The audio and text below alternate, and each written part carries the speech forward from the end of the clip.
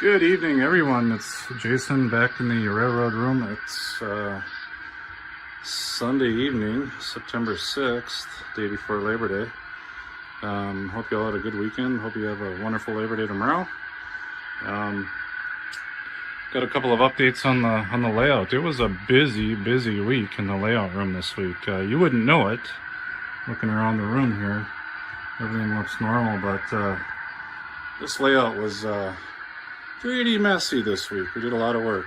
At the tail end of last week's video update, I had mentioned one of the things I wanted to work on was to get this last retaining wall, get that 1/8 inch masonite hardboard, get that covered up with some retaining wall material. I have done that, and that was the last retaining wall I had to put up. I got to mix a little bit of paint and get rid of this blue foam color at the top on that retaining wall, as well as this retaining wall over here. Probably work on that this week. Might even have my kids try to mix some paint and find out a good color match. Not looking for anything perfect, just something that hides the blue and looks good from a distance. So, and I'll probably cover up these. This is a removable, all these retaining walls are actually removable because they cover up hidden staging. Therefore, some of them are held up by screws. I'll try to use that same blended paint, kind of a grayish tint, cover up those screws a little bit, hide them a little bit discreetly. Not looking for anything perfect, as well as over here. So that's looking better. Did a little bit of touch-up work in the driveway here. We had some gravel cracking up there, so I took care of that yesterday. But I also mentioned last week in last Sunday's video I wanted to start ballasting, and indeed I did. Not only did I start ballasting, but I also finished ballasting. So the entire layout is ballasted now. The yard was already done. That's been done for I think 2 years, but everything about the yard was not ballasted, short of a little bit of track work in the tunnels before I put those in. But you can see now the sidings in red rock, the upper level, the main line, it's all ballasted. Walking around the layout room, George's Gorge, the bridge covering George's Gorge, all the way down into Granite Creek. Prairie Co-op was already ballasted and had gravel, but pretty much everywhere where you see fine gray blend ballast, that's what I've been working on this week. So all of Granite Creek is done. All the layouts, or sorry, all the turnouts are ballasted.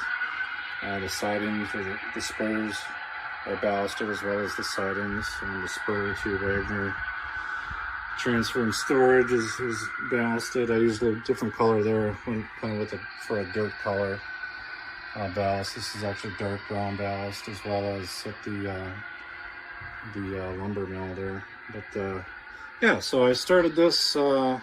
Started ballasting last Sunday afternoon, and worked on bits and pieces throughout the week. Spent many hours in here. The whole layout room smelled like an Elmer's glue factory. And at the end of this video, I'll just kind of post a montage of all the progress pictures that I kind of snapped while I was ballasting, and you kind of see. I'll post them in chronological order, so you can kind of see the different sections that I tackled at different times. I just kind of worked on whatever I felt like working on. Sometimes I felt like working on straight and curved tracks. Sometimes I felt like working on sidings. Sometimes I felt like working on turnouts. But at the end of the day, it all needs to get done. I don't, there's a lot of people out there that say, oh, I hate ballasting. It's the worst part of model railroading. I don't mind it. It is somewhat detail oriented and monotonous, but I've got a process, I guess, that I follow. It's pretty familiar to everyone else. I simply use a spoon and a brush, and this fine Proz's ballast applicator that my good friend Chuck Baker sent to me a couple of years ago. Just randomly sent me this in the mail. Chuck, I'll be sure to link your YouTube channel, but this little thing works great. Retails for about 20 bucks. There's a couple other higher end models of this. I believe they go under the name Bachmann now. One of them's got an on-off switch, and the other one's actually got rail wheels, and you can literally pull this thing behind a locomotive and ballast your track. There's also another similar product, same company, Proz's / Bachmann, that will apply ballast glue.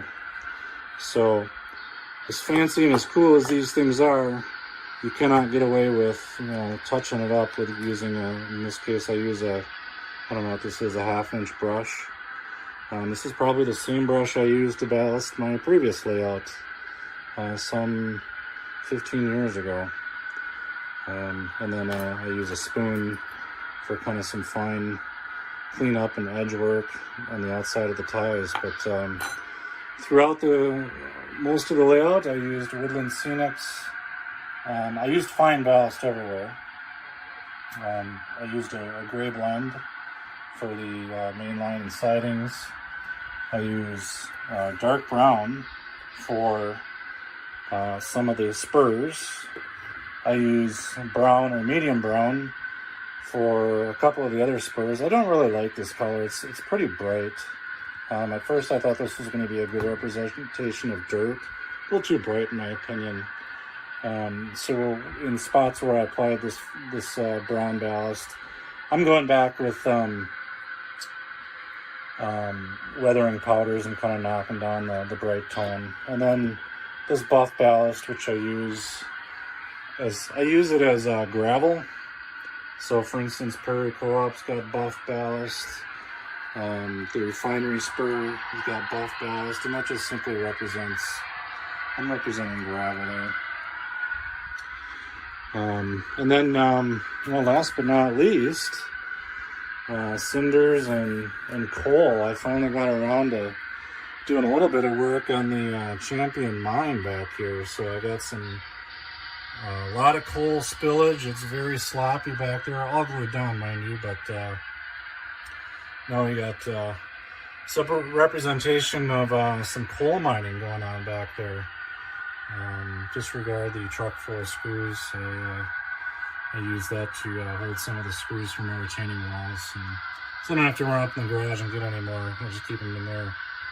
But yeah, the ballasting went as I expected, as I remember it when I did it 15 years ago. It's just kind of slow and monotonous, and I find that you got to take breaks every once in a while to kind of break up the monotony, but it does all need to get done. So there's really no other way to tackle it than to just roll up the sleeves and quite literally and just start pouring ballast on the track.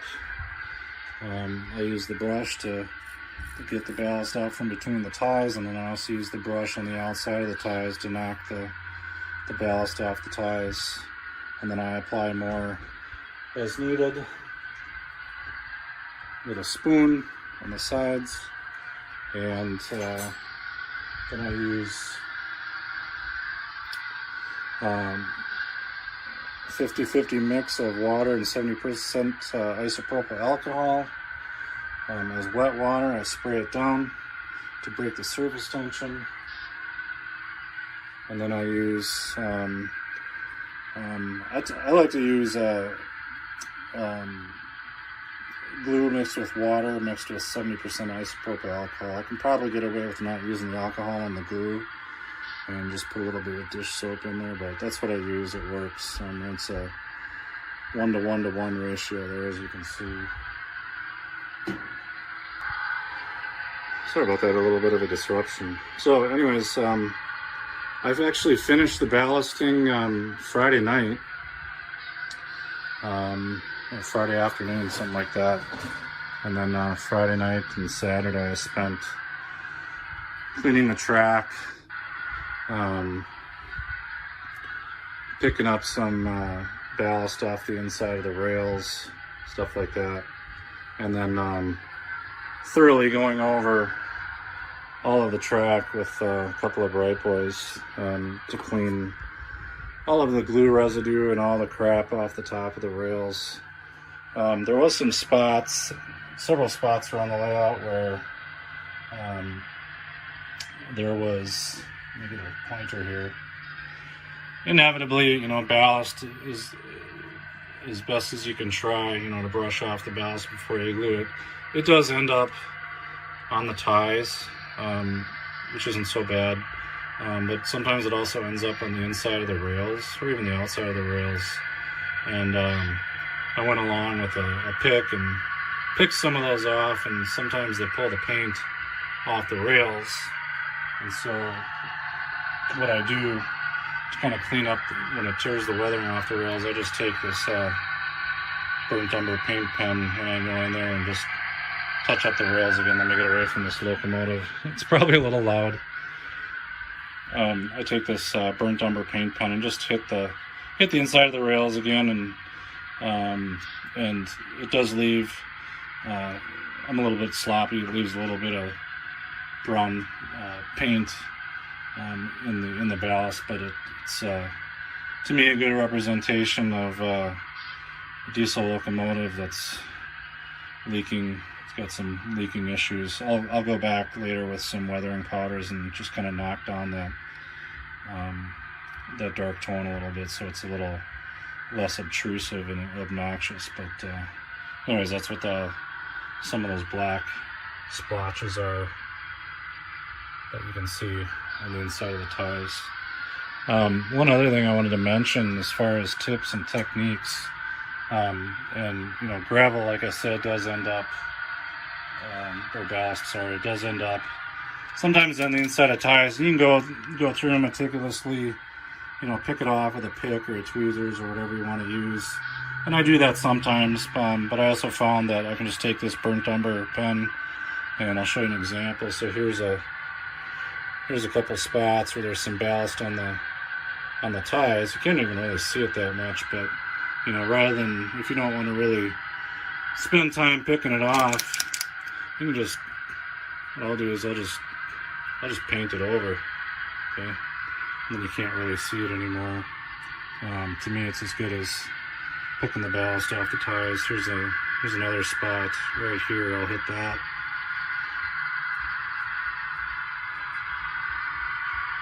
So once you hit it with the paint pen, it's still there, but you can't really see it, especially from a distance. There's a few more spots.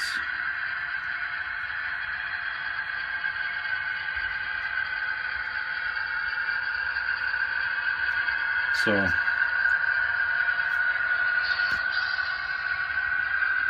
that works for me. It's my railroad. I got a full-fledged modeler's license, and I do tend to use it from time to time. Take my liberties. Speaking of modeler's license, one thing that I didn't mention in the last update, definitely was there, was I decided to, it's been kind of bothering me that, you know, I've got this plastic pellets transfer facility over here, and this thing is full of pellets, and it requests it requests full loads, okay, of pellets.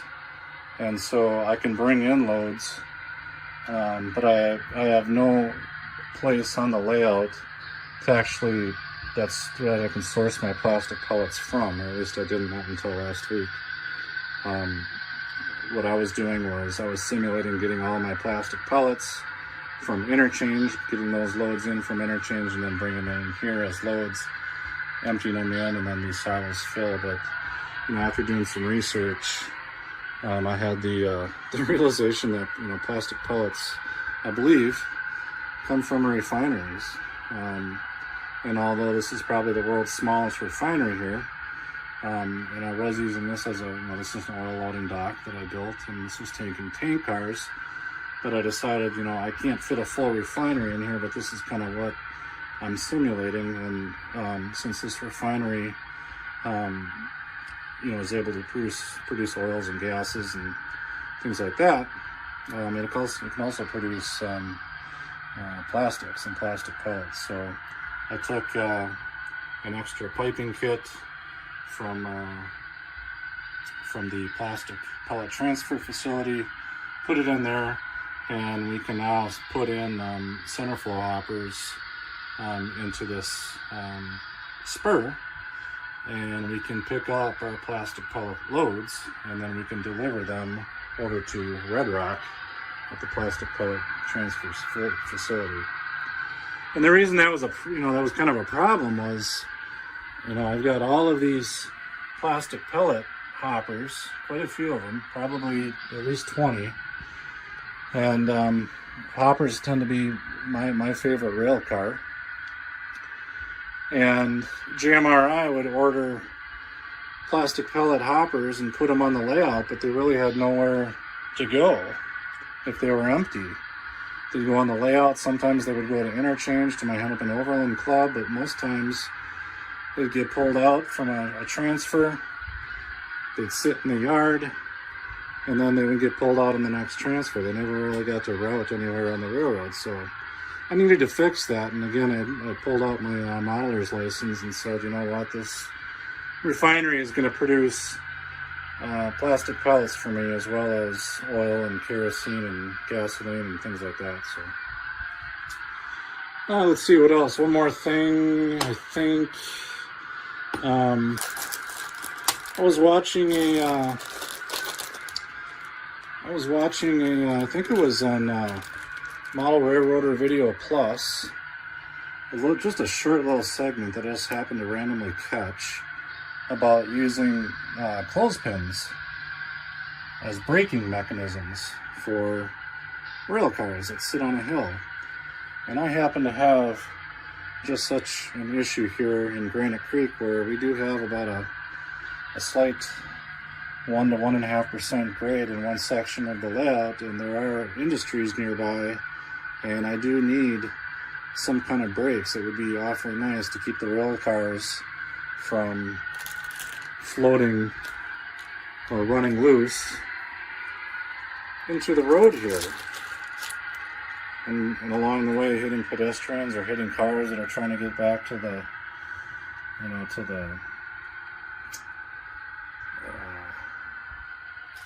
depot there, or to Granite Creek Freight or whatnot. So anyways, there was a suggestion on this Model Railroader Plus video segment about using baby doll size clothespins, and I went and looked for them, and lo and behold, you can find all kinds of them on Amazon.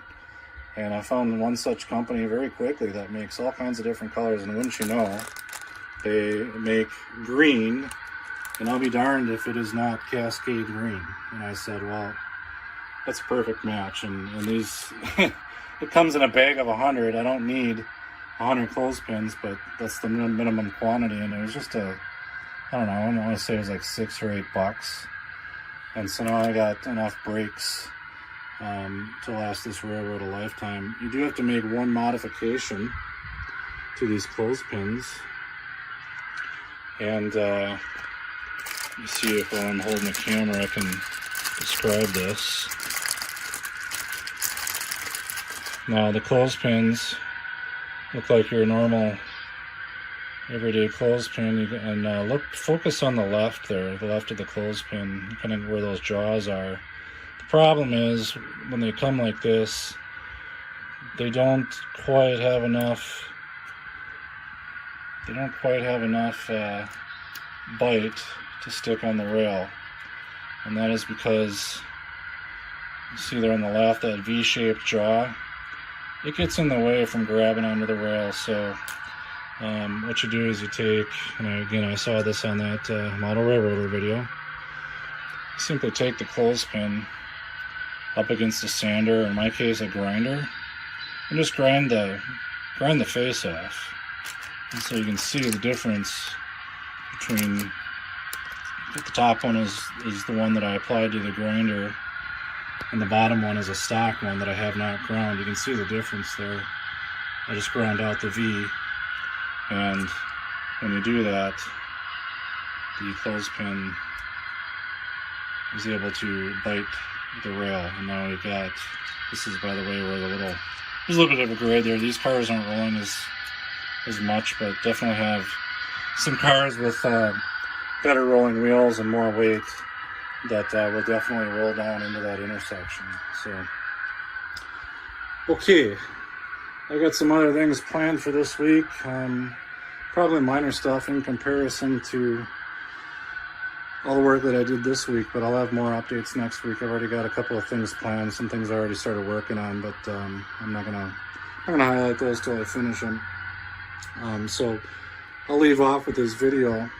It's just kind of a montage of the ballasting and the gluing that I did, and just kind of see how I worked my way around the layout room. So anyways, everyone have a wonderful Labor Day, and I will see you soon.